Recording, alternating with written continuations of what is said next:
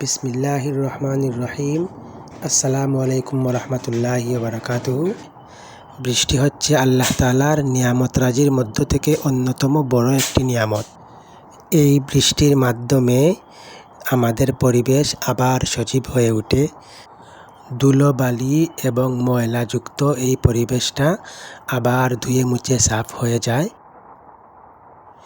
এই বৃষ্টি নিয়ামতের মাধ্যমে আল্লাহ তাআলা সব রকমের ফলফলাদি ফসলাদি উদ্গত করান।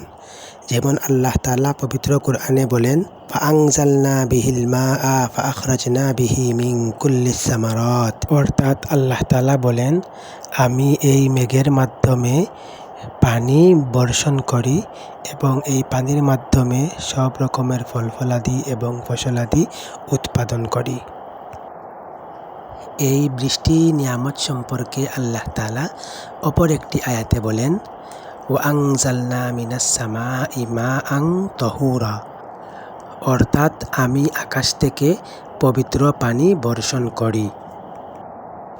সুপ্রিয় শ্রোতামণ্ডলী, বৃষ্টি আল্লাহ তাআলার এমন একটি নিয়ামত, বৃষ্টি আল্লাহ তাআলার এমন একটি বড় নিয়ামত, যেই নিয়ামতটির কদর বোঝা যায় খরার দিন আসলে। খরার মৌসুমে যখন চারিদিকে হাহাকার ওঠে, জমিনগুলো যখন পানির অভাবে ফেটে চৌচির হয়ে যায়, তখনই আমরা এই বৃষ্টি নিয়ামতের কদরটা হাড়ে হাড়ে টের পাই এবং আল্লাহ তাআলার কাছে কায়মনোবাক্যে বৃষ্টি হওয়ার জন্য দোয়া করে থাকি।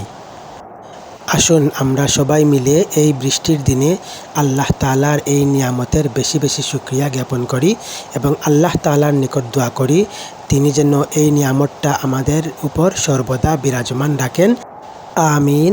আসসালামু আলাইকুম ওয়া রাহমাতুল্লাহি ওয়া বারাকাতুহু।